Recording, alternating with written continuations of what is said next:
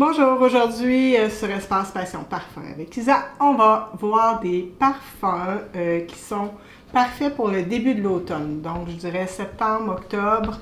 On a un automne qui est particulièrement chaud ici au Canada cet automne, donc je suis allée avec des parfums un petit peu plus légers. Alors on y va avec Eve, qui est une nouveauté de Stéphanie Debrune. J'ai découvert ce parfum lors du lancement de la marque chez H Parfum au mois d'août. Vraiment, je suis sous le charme de la marque. Je vous ai d'ailleurs tourné une vidéo très récemment sur 3 compositions de cette maison-là. Je dois vous avouer qu'avec Eve, la première fois que je l'ai pulvérisé, j'ai vu une petite similitude avec la Danza del Libellule de Nobile 1942, mais ce fut vraiment très fugace. Après ça, on s'en va ailleurs. Au départ, il est très frais, fruité, avec des notes de pommes, de pêche et de fraise. Mais c'est une fraise qui est légèrement confiturée. Ça donne l'impression un peu d'être dans une fête foraine. La pomme, elle est croquante, un peu juteuse. La bergamote, elle va apporter du peps et de la fraîcheur dans cette composition. On se sent un petit peu retourné en adolescence. Au cœur de cette composition, on retrouve un élégant bouquet de roses qui s'épanouit et qui nous transporte ensuite à travers un champ de jasmin, mais un jasmin qui est joyeux, lumineux.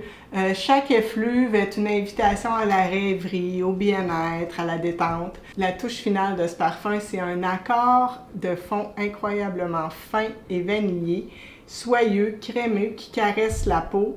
C'est une vanille qui est comme une caresse élégante et presque hypnotique, vraiment. À chaque fois que je l'ai porté, j'ai été envoûtée par le dry down de ce parfum. Moi qui est pourtant au départ pas très parfum fruité, ici j'ai été vraiment charmée par cette vanille-là. C'est un parfum idéal pour une adolescente, mais également pour tous les adultes, c'est unisexe. Si vous recherchez un parfum de vanille exquise, fruité, composé avec une certaine élégance, il est pour vous. La vanille dans ce parfum, elle tient des heures et des heures et des heures. C'est un joli parfum. On s'en va maintenant chez The Different Company avec The Red Burning Night.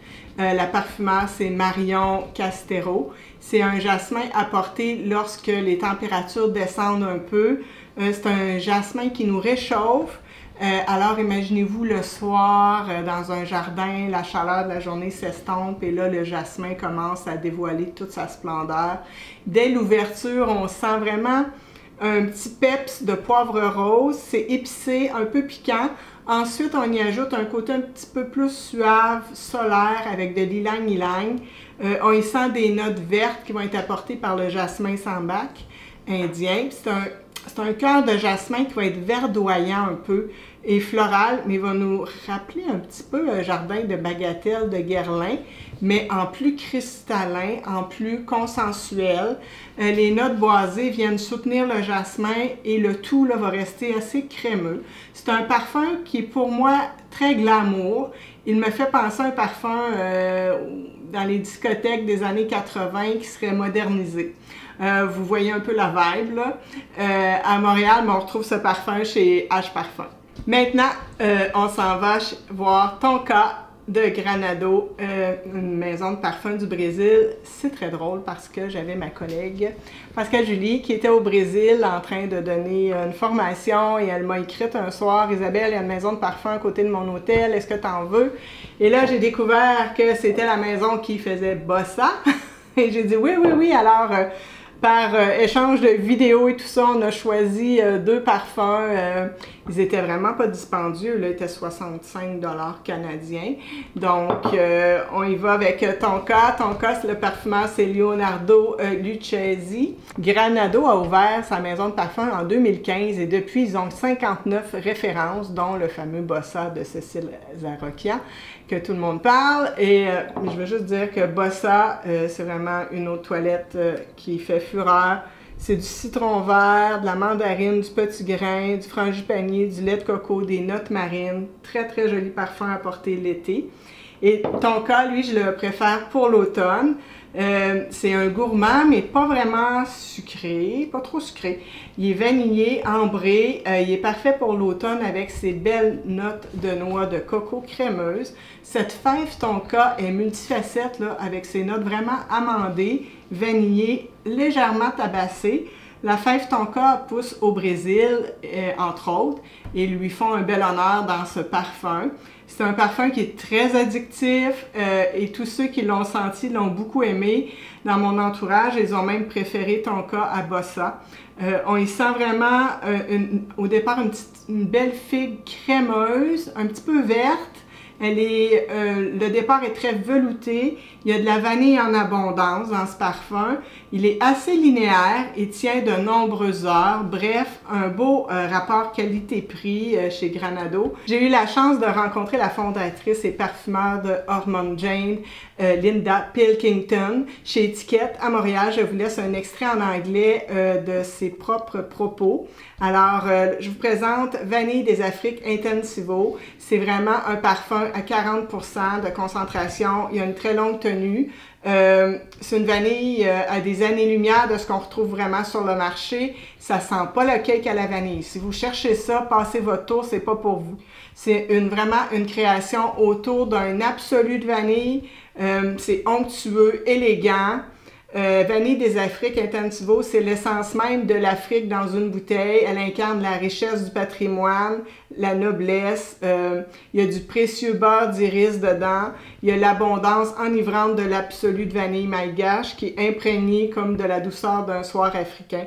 C'est un parfum de brise chaude qui caresse la peau. Son éclat velouté apaise et détend, offrant vraiment un refuge de confort et une invitation à la contemplation tranquille. Vraiment, là, c'est envoûtant, captivant. L'iris, dans ce parfum, il se veut beurré, velouté. Il y a de la coriandre. Cette épice-là, elle a une dimension très intéressante. Elle est en ouverture du parfum. Elle secoue un petit peu la coriandre. Certains trouvent ça un peu spécial, mais moi je la trouve très belle. On retrouve vraiment dans le jardin africain ensuite de l'osmanthus fleuri qui amène une fragrance un petit peu plus suave. Il y a des effluves vraiment de magnolia, de jasmin qui vont toutes se mêler harmonieusement dans ce parfum. Il y a de la vanille de Madagascar et de la vanille de Bourbon. Tout ça repose sur un bois de cèdre, du vétiver et des mosques. C'est une jolie création, je l'aime vraiment beaucoup, je l'ai porté beaucoup. Je vous laisse la présentation de la fondatrice. So this is all about the vanillas of Africa, Madagascar vanilla. It's not as sweet as a lot of the perhaps the TikTokers would like it to be, but it's that part of the vanilla pod when you cut it down with the scent and you take up a lovely brown, rich, resinous. I like that smell. I think that's beautiful. So that's what this is, and it's with orris butter, which is also another very expensive ingredient. It's very tenacious. It does, it's very long lasting. It isn't a sickly sweet. It's not. You're not going to smell like an ice cream or a cake. I think you will smell far more delicious. I think some people have described it as like having a beautiful second skin. Like it just makes your skin smell beautiful. So the lady in the Sunday Times said it's like just wearing, just something that coats your skin. It's not like a perfume. So our strapline on the nightly launch was like saying this is no ordinary perfume. Alors, maintenant, on va voir Osmanthus, toujours chez Ormond Jane. Le parfumeur, c'est Jeza Schoen. Je ne sais pas si je le prononce comme il faut. J'ai tellement porté ce parfum-là. Là. Vraiment. Oh, que je l'aime. Je l'ai porté beaucoup en septembre et octobre l'année dernière. C'est un parfum qui brille sur les feuilles colorées qui tombent au sol. C'était vraiment un parfum d'automne pour moi. L'Osmanthus, on peut la porter à l'année, mais pour moi, là, c'est comme un parfum qui est gorgé de lumière. C'est l'apothéose de l'Osmanthus. Il y a une concentration à 35% et c'est un Osmanthus de très belle qualité. Là. Vraiment, les ingrédients sont exceptionnels dans ce parfum.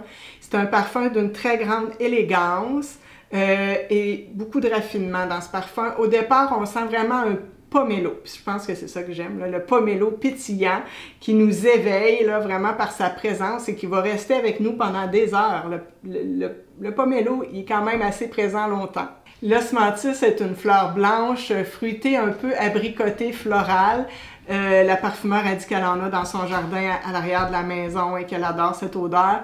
Dans ce parfum, bien, vraiment, c'est de l'absolu d'osmanthus japonais qui est utilisé. Ce parfum est légèrement herbacé aussi. Il y a du davana, du muguet, du jasmin sambac, puis il y a un petit côté animal qui ressort. C'est un côté un petit peu musqué, je dirais, animal. Il y a du labdanum, du cèdre et du vétiver qui vont vraiment apporter de la profondeur au parfum. J'ai vraiment énormément de bonheur à porter cette création. Pour moi, chez Hormone Jane, c'est mon favori. Puis mon deuxième favori, ben, c'est Vanille des Afriques. Alors, j'espère que ça vous plaît et bon début d'automne!